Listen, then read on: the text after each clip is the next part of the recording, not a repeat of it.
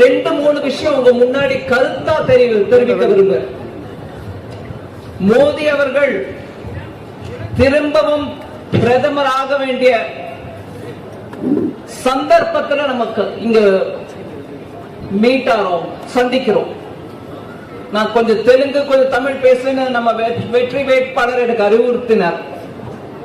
அதனால கொஞ்சம் தெலுங்குலயே சொல்றேன்.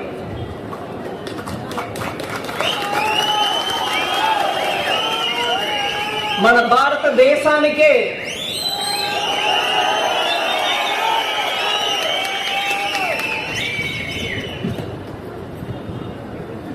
మంచి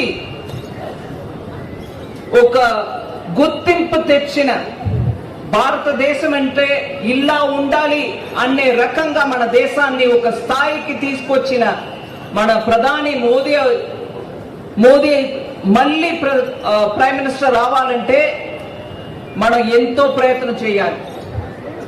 పార్లమెంట్ లో ఇవాళ ఆపోజిషన్ పార్టీ తరపు నుంచి ఎంపీ కూర్చునుంటే వాళ్ళ వల్ల ఒక్క పని అవట్లేదు అనేది నిదర్శనం. మీ అందరికీ తెలుసు.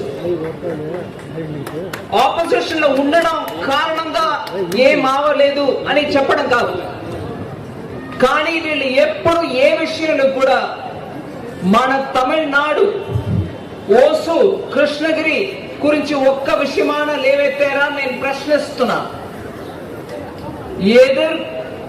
எதிர்கட்சியாக உள்ளட்டு இருக்கக்கூடிய காங்கிரஸ் கட்சியை சேர்ந்த அன்பர்கள், டிஎம்கே சேர்ந்த அன்பர்கள் பாராளுமன்றத்திலே கிருஷ்ணகிரியை பற்றியோ ஓசூரை பற்றியோ என்னென்ன விஷயங்கள் பாராளுமன்றத்தில் எழுப்பினார்கள் என்றது ஒரு பெரிய கேள்விக்குறி.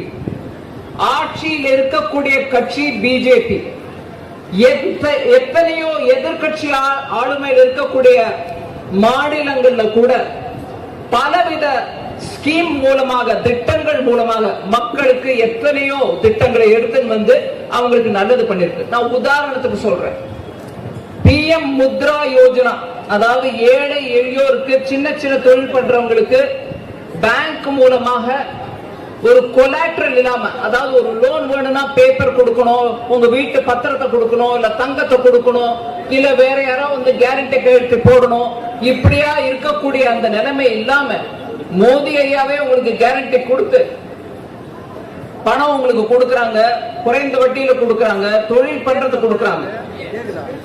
நாடு முழுவதும் 27 லட்சம் கோடி ரூபாய் 47 கோடி மக்களுக்கு போய் சேர்ந்திருக்குன்னா, கிருஷ்ணகிரி மாவட்டத்துக்கு மாத்திரம் 5427 கோடி ரூபாய் கிடைச்சிருக்கு. 5 லட்சம் ரூபாய் வரைக்கும் இலவச வசதி உங்களுக்கு ட்ரீட்மெண்ட் கிடைக்கும். அந்த ஆயுஷ்மான் பாரத் திட்டத்துல 64,000 கார்டு கிருஷ்ணகிரி ஒரு மாவட்டத்துக்கு மாத்திரம் கொடுக்கப்பட்டிருக்கு. 2.35 லட்சம் குடும்பங்கள் இதனால் ஆயுஷ்மான் பாரத் கையில கிடைக்கப்பட்டிருக்காங்க. இத மாதிரி இன்னும் நிறைய விஷயம் நான் சொல்ல விரும்புறேன். பட் மெயினா ப்ராஜெக்ட்ஸ் பத்தி நம்மளுடைய வெற்றி வேட்பாளர் நரசிம்மன் அவர்கள் சொன்னார்கள். அதுல நான் 2-3 விஷயத்தை உங்களுக்கு சொல்ல விரும்புறேன். ஜனவரி 24, 2024 ஃபவுண்டேஷன் ஸ்டோன் பிரதமர் ஐயா போட்டாங்க. Natural gas pipeline Krishnagiri to Coimbatore section 323 கிலோமீட்டருக்கு அந்த பைப்லைன் வருது. அதன் மூலமா எத்தனை பேருக்கு கேஸ் வசதி கிடைக்கும்ன்றத பத்தி நம்ம யோசிச்சு பார்க்கணும். அதே மாதிரி பெங்களூரு ரிங் ரோட பத்தி சொன்னாங்க, மெட்ரோ ரயில்வேஸ் இதையும் பத்தி சொன்னாங்க. நான் அந்த விஷயத்துல இன்னும் விவரமா போகாம 2-3 விஷயங்கள் உங்க முன்னாடி எடுத்து வைக்க விரும்புறேன். கடந்த 10 வருஷமா ஓசூரை சுட்டி இருக்கக்கூடிய கிருஷ்ணகிரி மாவட்டத்தை சேர்ந்த ஊர்கள் எல்லாத்தையும் பாருங்க. தொழில் வளர்ச்சி எவ்வளவு தூரம் ஆயிருக்குன்றது உங்களுக்கே தெரியும். நாட்டுல முதல் முறையா டிஃபென்ஸ் காரிடார் எடுத்துட்டு வந்தது. அதுல ஓசூர் ஒரு பாயிண்டா போட்டது பிரதமர் ஐயா முதல்ல 2019 நம்ம அனௌன்ஸ் பண்ணோம். அதன் மூலமாக இன்னைக்கு அதுக்கப்புறம் தான் முதல்ல இங்க தமிழ்நாட்டுல கொடுத்துட்டு அதுக்கப்புறம் தான் அதை எடுத்துட்டு போய் இன்னொரு டிஃபென்ஸ் காரிடார் கட்டின போது அந்த டிஃபென்ஸ் காரிடார் உத்தரப்பிரதேஷ் மாநிலத்துக்கு போச்சு. ஆனா தமிழ்நாட்டுல அந்த டிஃபென்ஸ் காரிடார் வந்த காரணத்தினால இன்னைக்கு டிஃபென்ஸ் பொருட்கள் ஏற்றுமதி செய்து 20,000 கோடி ரூபாய் சம்பாதிச்சிருக்கோம் நம்ம ஏற்றுமதி மூலமாக. அந்த 20,000 கோடியில பெரும் பங்கு கிருஷ்ணகிரி ஓசூர் மாவட்டத்திலிருந்து தான் வந்திருக்கு. இங்க இருக்கக்கூடிய தொழில்கள் ஏற்றுமதிக்கு இத்தனை உற்சாகத்தோட பண்றாங்கன்னா எப்படி வந்துச்சு? அந்த டிஃபென்ஸ் காரிடார் இங்க நம்ம எடுத்துட்டு வந்ததுனால வந்துச்சு. திரும்ப திரும்ப மோடி ஐயா ஏதோ மழை காலத்திலையும் குளிர்காலத்திலையும் வரக்கூடிய பறவை மாதிரி வந்துட்டு போறாரு, மைக்ரேட்டரி பேர்டு மாதிரி வந்துட்டு போறாருன்னு சிஎம் அவர்கள் சொல்றாங்க. மைக்ரேட்டரி பேர்டு வந்துச்சுன்ற வார்த்தையே தப்பு. இந்த நாட்டில் இருக்கக்கூடிய யார் எங்க வேணாலும் போகலாம் போது பிரதமர் ஐயா தமிழ்நாட்டுக்கு வந்தா அது மைக்ரேட்டரி பேர்டுன்னு சொல்ற அளவுக்கு நம்ம சிஎம் நிலைமை அந்த நிலைமை இருக்கிறார். அவர் தொழில் வளர்ச்சிக்கு அடிகோல் நாட்டி டிஃபென்ஸ் காரிடார் எடுத்து வந்தது பிரதமர் மோடி அவர்கள். சரி, அதை இறக்குமதி பண்ணு. ஆனா இப்ப கொடுக்கிற அதே 300 ரூபாயோ 298 ரூபாயோ அதே விலைக்கு தான் நம்ம விற்போம். அதனால வரக்கூடிய நஷ்டமோ இல்ல அதனால வரக்கூடிய விலை உயர்வோ மத்திய அரசின் மேலதான் இருக்குமே தவிர விவசாயிக்கு போகாதது. நீங்க 3000 ஆனாலும் சரி 5000 ஆனாலும் சரி அப்படியே இறக்குமதி பண்ண வேண்டியதுதான். விவசாயிக்கு இப்ப நடக்கிற அதே வேலை 298 ரூபாய்க்கு தான் அந்த மூட்டையை கொடுக்கணும்னு சொல்லி கட்டாயப்படுத்தினார். விவசாயி மேல பாரம் வரக்கூடாதுன்றதுனால திட்டமா சொன்ன ஒரு உத்தரவு. அதுல இருந்தே நம்ம புரிஞ்சுக்கணும் இந்த நாட்டு விவசாயி மேல பிரதமர் ஐயாக்கு இருக்கக்கூடிய மதிப்பும் மரியாதையும். அதே மாதிரி 4 వర్గங்களை தான் நம்ம பார்க்கணும். ఇది నా కావాలనే తెలుగులో చెప్తాను. ఈ దేశం ముందుకు వెళ్ళాలంటే మళ్ళీ మళ్ళీ తిరిగి ఎన్నో రాజకీయాల కోసం జాతి మత భేదాల గురించి మాట్లాడటం కాదు. మన 4 వర్గాల్ని గుర్తుపెట్టుకోవాలి. బీదవాళ్ళు, రైతులు, మహిళలు, యువకులు. ఈ 4 వర్గాలకి మనం ఏ పని అయినా చేస్తే దాంట్లో ఉన్నటువంటి అన్ని కులాలు, మతాలు, వర్గాలు అందరికీ మంచి జరుగుతుంది. మనం ఒక్కొక్కసారి కాంగ్రెస్ కక్షి చెప్పినట్టు ముస్లిం కో, క్రిస్టియన్ కో, ఇంకోకో అని పేరు చెప్పి ఎవరికి మనం వీళ్ళకి చేస్తాం వాళ్ళకి చెయ్యమని చెప్పవద్దు. అందరికీ మనం చేస్తాం. ఎవరికి బాధ భేదం ఏం ఉండదు అని స్పష్టంగా చెప్పారు. డాక్టర్ మన్మోహన్ సింగ్ ఒక మాట మాట్లాడుతుండగా వీళ్ళకే మైనారిటీస్ ఒక్కరికి వెళ్ళాలి, మిగతా వాళ్ళకి వెళ్ళక్కర్లే అనే రకంగా మాట్లాడారు. ఈ భారతదేశంలో పుట్టిన ప్రతి ఒక్కరికి, బీదవాళ్ళైనా, మహిళలైనా, యువకులైనా, రైతులైనా వాళ్ళకి చెల్లాల్సిన పైసా, చెల్లాల్సిన సదుపాయం అన్ని వాళ్ళకి చేరుకోవాలి. అదే ప్రధాని మోదీ వేరే ఏ రకంగా భేదభావాలు చూడకుండా అందరికీ హెల్ప్ చేయాలి. మన అన్ని రాష్ట్రాలు కూడా ముందు రావాలి అని ఆ రకంగా డెవలప్మెంట్ తీసుకెళ్ళాలి అని. అందుకే ఈ 4 వర్గాల గురించి మాట్లాడుతున్నారు. మిగతాది ఏం కాదు. ఇంకా ఎండ ఇంకా పైకి వస్తుంది. మిమ్మల్ని ఇంకా ఈ వేడిలో కూర్చోపెట్టడానికి మనసు ఒప్పట్ల. మీ అందరికీ నేను ఇవాళ ఒక్కమారు చేయి చూపి నమస్కరించి కోరుకునేది ఒకటే, ఈ దేశం బాగుపడాలంటే కరప్షన్ లేనటువంటి నాయకత్వం కావాలి.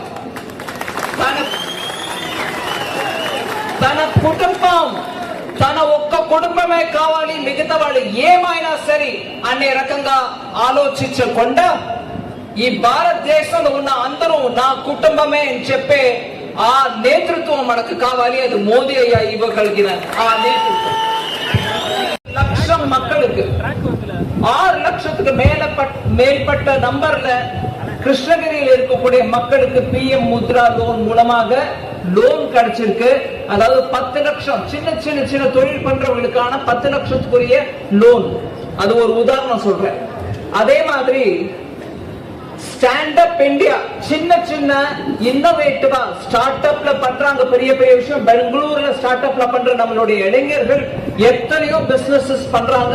அவங்க இன்னைக்கு உலகம் முழுவதும் போய் அவங்களுடைய திட்டங்கள் அவங்களோட ஐடியாஸ் காமிச்சு கொடுக்கறாங்க. அதுல அவங்களுக்கு வியாபாரம் பெருகுது, அவங்க தொழில் பெருகுது. அது ஒரு பெங்களூரோ இல்ல டெல்லியிலயோ தான் நடக்கும்ன்றது இல்ல. கிருஷ்ணகிரி போல சின்ன ஊர்கள்லயும் அவங்களுக்கு லோன் கொடுக்கப்படுறது. அந்த மாதிரி ஸ்டாண்ட் அப் லோன்ல 10 லட்சத்திலிருந்து 1 கோடி ரூபாய் வரைக்கும் லோனு ஒரு ஆளுக்கு கிடைக்குது. அதுல பெண்களுக்கும் கிடைக்குது. முக்கியமாக SC ST அதாவது பட்டியல் இனத்து மக்களுக்கும் கிடைக்குது. அதுல 465 பேருக்கு கிருஷ்ணகிரி மாவட்டத்துல 60 கோடி ரூபாய் கிடைச்சிருக்கு. நான் வேணும்னே கொஞ்சம் டேட்டா கொடுக்குறேன். ஏன்னா உங்களுக்கு தெரியணும், நாடு முழுவதும் போய் இவங்க என்னெல்லாமோ பேசுறாங்களே தவிர அது நம்ம கிருஷ்ணகிரிக்கு என்ன இருக்குன்னு கேட்பீங்கன்றதுனால அந்த விவரங்களை எடுத்துட்டு வந்து உங்க முன்னாடி வச்சுட்டு கொஞ்சம் அரசியல் விஷயங்களை அப்ப பேசுறேன். அதே மாதிரி தெருவியோ ஓரத்துல வியாபாரம் பண்றவங்க, பூ விற்கிறாங்களோ, சின்ன இட்லி கடை வச்சிருக்காங்களோ, இல்ல தள்ளு வண்டியில வியாபாரம் பண்றாங்களோ, அந்த மக்களுக்கு கூட பண வசதி இருக்குமோ இல்லையோ அவங்களுக்கு தொழில் பண்றதுக்கு பேங்க் மூலமா ஏதாவது திட்டம் அறிவிக்க முடியுமா அப்படின்னு யோசிச்சு PM ஸ்வநிதி அப்படின்னு ஒரு தெருவோரத்துல வியாபாரம் பண்றவங்களுக்கு 50,000 வரைக்கும் அவங்களுக்கு கொடுக்கிறோம். இல்லன்னா அவங்க என்ன பண்றாங்க, காலையில போய் 100 ரூபாய் 1000 ரூபாய் 2000 ரூபாய் கடன் வாங்கினா அந்த சாயங்காலத்துக்கு போய் கொடுக்கும் போது 1000 ரூபாய் கடன் வாங்கினவங்க 1500 ரூபாய் கொடுக்க வேண்டியிருக்கு. காலையில கொடுக்கும் போது 900 ரூபாய் தான் கையில வருது. அந்த வட்டி கொடுத்தே அவங்களால வியாபாரத்தை நடத்த முடியாம தலை தூக்க முடியாம கஷ்டப்பட்டு இருந்தாங்க. அந்த மாதிரி நிலைமையில இருக்கக்கூடிய மக்களுக்கு பேங்க் மூலமா சுலுவா 50,000 ரூபாய் வரைக்கும் லோன் கொடுத்து அவங்க தெரு ஓரத்துல வியாபாரம் நல்லா நடக்கணும்ன்றதுனால மோடி ஐயா அந்த திட்டத்தை எடுத்துட்டு வந்தார். அதுல 63 லட்சம் மக்கள் நாடு முழுவதும் அந்த ஸ்வநிதி திட்டத்தின் மூலமா பயனடைஞ்சிருக்காங்க. கிருஷ்ணகிரிக்கு ஏதாவது வந்துச்சா அப்படின்னு நம்ம மக்கள் கேட்பாங்க. நியாயமான கேள்வி. 4000 பேர் தெருவோரத்துல வியாபாரம் பண்றவங்க கிருஷ்ணகிரியில மாத்திரம் PM ஸ்வநிதி மூலமாக கடன் வழங்கப்பட்டு அவங்க தொழிலும் நல்லா வளர்ந்துட்டு வருது. அந்த மாதிரி ஒரு சின்ன தெருவோரத்தில் இருக்கிறவங்க கூட மறக்காம உதவி பண்ற தத்துவம் தான் பிரதமர் மோடி ஐயாவுடைய மனசு. ஏழைகள் எத்தனையோ இன்வெஸ்ட்மெண்ட் தமிழ்நாட்டில் எடுத்துட்டு வந்ததும் பிரதமர் மோடி ஐயா மூலமா தான். இப்படியாக தமிழ்நாட்டுக்கு பிரதமர் வரும்போது ஒவ்வொரு முறையும் கருப்பு கொடி காமிச்சு திரும்பி போ மோடின்னு சொல்ற அவங்க இங்க ஒவ்வொரு மாவட்டத்திலையும் தொழில் எடுத்துட்டு வந்து நல்ல தொழில் நடக்கணும் வரும்போது அவங்க கனெக்ஷனுக்கு மாத்திரம் வந்துடுறாங்க. ஓசூர் மக்கள் அந்த விஷயத்தை எடுத்து சொன்னோம். நீங்க யாரு, தொழில் எடுத்துட்டு வந்தவர் வசூல் பண்றதுல நீங்க எடுத்துட்டு வராத தொழிலுக்கு நீங்க எதுக்கு வசூல் பண்ண வரீங்கன்னு கேட்கணும். தமிழ்நாட்டுல சாராயத்தினால ஒவ்வொரு குடிப்பழக்கத்தினால ஒவ்வொரு குடும்பத்திலும் எவ்வளவு கஷ்டப்படுறாங்கன்னு நம்ம எல்லாருக்கும் தெரியும். அந்த குடிப்பழக்கத்துல நம்ம ஆட்களை அடிமையாகாம அவங்களுக்கு நல்ல விதமா வேலை வாய்ப்பு கொடுத்து நல்ல குடும்பத்தை காப்பாற்றக்கூடிய அந்த செயல நம்ம எடுத்துட்டு வரணும்னு பார்த்துட்டு இருக்கையில அவங்க ஒரு குடும்பம் வாழணும்ன்றதுக்காக போதை பொருள்களை கூட இறக்குமதி பண்ணி நம்ம இளைஞருடைய வாழ்க்கை முழுக்க பாழாக்கும் அந்த குடும்பத்தை நம்ம திருப்பி ஒரு முறை கூட தேர்ந்தெடுக்க கூடாது என்பது என்னுடைய கைகூப்பி உங்களை கேட்டுக்கொள்ளக்கூடிய ஒரு விண்ணப்பம். 2047 లోపల మన దేశం అమెరికా లాగా జపాన్ లాగా కొరియా లాగా మంచి డెవలప్ అయినటువంటి ఒక దేశంగా ఉండాలి. మన యువకులు ఎక్కడెక్కడో వెళ్ళి ఆ దేశం ఈ దేశం అని అక్కడ బాగుంది, అక్కడ జీతాలు బాగా ఇస్తున్నారు, లేదు నాకు అక్కడ సదుపాయాలు బాగున్నాయని వెళ్ళక్కర్లే. ఈ దేశంలో ఆ జీతాలు ఆ సదుపాయాలు ఇక్కడ మనకు దొరుకుతాయి. దానికి తన కుటుంబం ఒక్కటే బాగుపడాలని మన కుటుంబాలన్నిటికీ సారాము మద్య పదార్థము బోధ ఇస్తున్నటువంటి డ్రగ్స్ ఇవ్వాల్సిన కుటుంబం మనకు అక్కర్లేదు. వాళ్ళని తిరస్కరించండి. అట్లాంటి కుటుంబం అక్కర్లేదు. మాటకి చెప్పాలంటే ఒంగోలు నుంచి బయలుదేరి వచ్చిన వాళ్ళు తమిళనాడులో ఉండి తమిళనాట్లే మనమే మన భాష మన జనం అని చెప్పుకొని ఉండాలని అనుకుంటే వాళ్ళు తప్ప మిగతా వాళ్ళ అందరినీ బయట వాళ్ళని మాట్లాడేటువంటి ఆ డిఎంకే పార్టీ మనకు అక్కర్లేదు. ఇంకా మాటని పొడిగించకుండా నేను మళ్ళీ ఒక మారు ఏప్రిల్ 19వ తారీఖు కమలం చిహ్నంలో మీ అందరూ మళ్ళీ మోదీ గారు ప్రధాని కావాలి అని కోరుకుంటూ మీ అందరూ కుటుంబ సభ్యులు అందరూ కలిసి వెళ్ళి కమలంలో తామర చిహ్నంలో ఓటు వేయండి అని మిమ్మల్ని కోరుకుంటున్నా. ஏப்ரல் 19ஆம் தேதி நீங்களும் உங்க குடும்ப உறுப்பினர்கள் எல்லாரும் நண்பர்கள் எல்லாரும் தாமரை சின்னத்துல நம்மளுடைய நரசிம்மன் அவர்களை ஜெயிக்க வைக்கிறதுக்கு ஓசூரை பற்றி கிருஷ்ணகிரியை பற்றி மாவட்ட பாராளுமன்றத்துல நம்ம இந்த கான்ஸ்டிட்யூன்சியை பத்தி பேசுறதுக்கான ஒரு தகுந்த உறுப்பினர் வேட்பாளர் அவருக்கு வாக்களிக்குமாறு உங்க எல்லாரையும் கேட்டுக்கொண்டு ஒரு முறை நான் பாரத் மாதா கி ஜெய் சொல்றேன். நீங்க எல்லாரும் சேர்ந்து சொல்லுங்க. நீங்க சொல்லக்கூடிய அந்த உற்சாகத்துல நீங்க டெஃபினட்டா அன்னைக்கு போய் நரசிம்மன் அவர்களை பிஜேபி அவர்களை மோடி அவர்களை ஜெயிக்க வைப்பீங்க என்ற எனக்கு நம்பிக்கை ஏற்படும். டெல்லி வரைக்கும் கேட்கணும் நீங்க சொல்றது பாரத் மாதா கி பாரத் மாதா கி பாரத் மாதா கி. மத்திய அரசு மோடி அரசு ஏற்கனவே அனுமதி வழங்கிவிட்டது. ஆனால் இந்த 2 மாநில முதல்வர்களும் அதற்காக நிதியை ஒதுக்க வேண்டும். அதிலே 50% நிதியை நம்முடைய அம்மையார் அவர்கள் கொடுக்க வேண்டும். ஆக தவறாக திமுக காங்கிரஸ் செய்கின்ற பிரசாரத்தை முறியடிக்க வேண்டும். மோடி 3 இந்த வரப்போற மாநிலங்களவை லோக்சபாக்கான தேர்தல் திரும்பவும் மோடி மீண்டும் வேண்டும் மோடி என்ற அந்த ஒரு குரலுக்கு ஏற்ப இந்த தேர்தலில் பாரதிய ஜனதா கூட்டணி கட்சிகளுடன் இங்கு மேடையில் அமர்ந்திருக்கும் தலைவர்கள் அனைவருக்கும் நான் என்னோட வணக்கத்தை தெரிவித்துக் கொள்கிறேன். நம்மளுடைய கேண்டிடேட் இருக்கார், வெற்றி வேட்பாளர் நரசிம்மன் அவர்கள். அதே மாதிரி பிஜேபி கூடாது அப்படின்றதுனாலதான் 80 கோடி மக்களுக்கு இன்னைக்கு தேதி வரைக்கும் வரப்போற 5 வருஷத்துக்கும் கூட 80 கோடி மக்களுக்கு ஃப்ரீயா கோதுமை அரிசி கொடுக்கறாங்க ரேஷன் கார்டு மூலமா. ஒரு பைசா நீங்க கொடுக்க தேவை. ரேஷன் கார்டு இருந்துச்சுன்னா உங்களுக்கு இலவசமா கிடைக்குது. அது இப்ப 2020 கோவிட் வந்ததுல இருந்து கொடுக்க ஆரம்பிச்சோம். வரப்போற 5 வருஷத்துக்கும் கொடுப்போம்னு ஆல்ரெடி பிரதமர் ஐயா சொல்லி வச்சிருக்காரு. ஏழைகள் அவங்க வீட்டுல சாப்பாட்டுக்கு கஷ்டப்படக்கூடாது. அவங்க வீட்டுல இருக்க பிள்ளைகள் வீட்டுக்கு வரும்போது ஒரு சோறு வச்சு போட முடியாத நிலைமையில எந்த ஒரு தாய்மாரும் இருக்கக்கூடாதுன்றதுனாலதான் அந்த திட்டம் எடுத்துட்டு வந்தது. இதை தவிர ஏழைகளுக்கு பென்ஷன் கொடுக்க முடியுமா? அவங்களுக்கு 60 வயசு ஆன பிறகு அவங்க பண்ணிட்டு இருந்த சிறிய தொழில்கள் இனிமே அவங்களால பண்ண முடியாத நிலைமை வந்துச்சுன்னா அவங்க கையில எது கிடைக்கும் அப்படின்னா அவங்களுக்கு ஒரு பென்ஷன் திட்டத்தையும் எடுத்துட்டு வந்தாரு.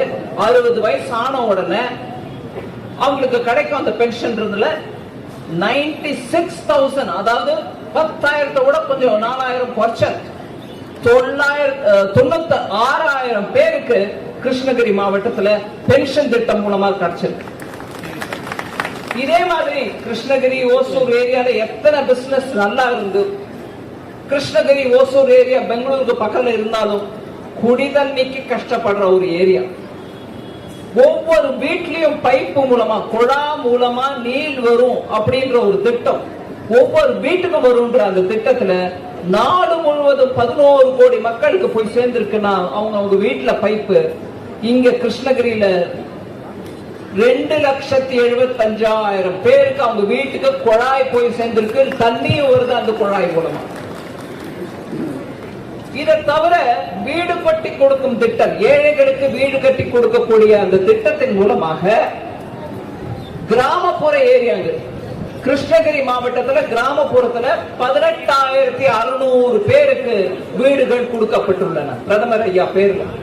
அதே மாதிரி நகரப்புறத்துல 7,460 பேருக்கு வீடு கிடைச்சிருக்கு கிருஷ்ணகிரி மாவட்டத்துல மாத்திரம்.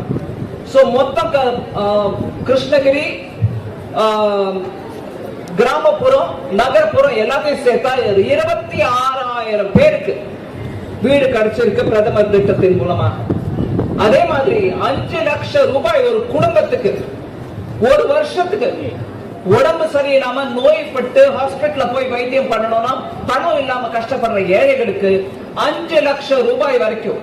ஒரு ரூபாய் நீங்க ரூபாய் நோட்டா கொடுக்க வேணாம், ஒரு பேப்பரை காட்ட வேண்டாம், நான் இங்கதான் வசிக்கிறேன், எனக்கு கிருஷ்ணகிரி தான் என் ஊருன்னு சொல்ல தேவையில்லை. ஹாஸ்பிட்டல்ல போனீங்கன்னா உங்களுக்கு பேப்பர்லெஸ் கேஷ்லெஸ் அப்படின்னுவாங்க. பேப்பர் நீங்க எப்படி காட்ட முடியும் அப்படின்னு நீங்க கேட்கலாம்.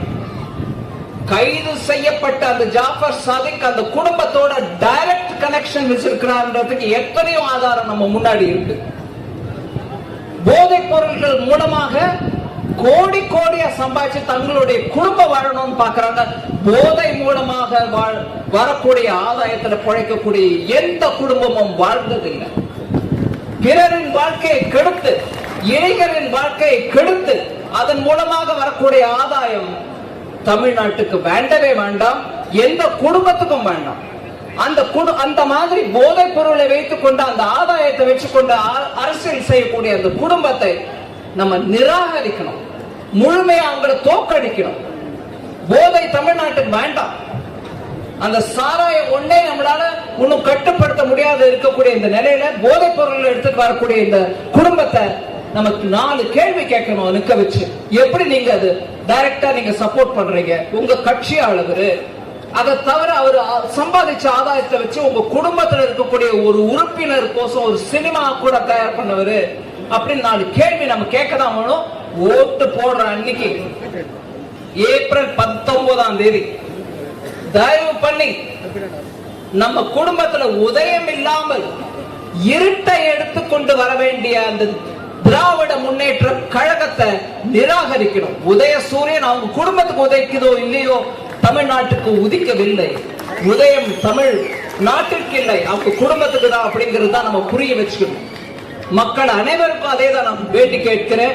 இந்த 10 ஆண்டுகள்ல ஏழை எளியோர்கள் ஒவ்வொருத்தரையும் ஞாபகம் வச்சுக்கிட்டு அவங்களுக்கு பலவிதமான திட்டங்கள் மூலமா வேலை வாய்ப்பு கொடுக்கறதுக்கும் சரி, அவங்களுக்கு குடும்பத்துல 4 பணம் கையில இருக்கணும்ன்ற அந்த நிலைமைக்கு பலவித திட்டங்கள் மூலமா எடுத்துட்டு வரக்கூடிய பிரதமர் மோடியை திரும்பி வர வேண்டியதுக்கு ஒவ்வொரு தொகுதியிலிருந்தும் அந்த தொகுதியை பத்தி பார்லிமெண்ட்ல வந்து கேள்வி கேட்டு அந்த தொகுதி விஷயங்களை எடுத்து சொல்லக்கூடிய ஒரு எம்பி, பாராளுமன்ற உறுப்பினர் நம்ம அனைவருக்கும் தேவை.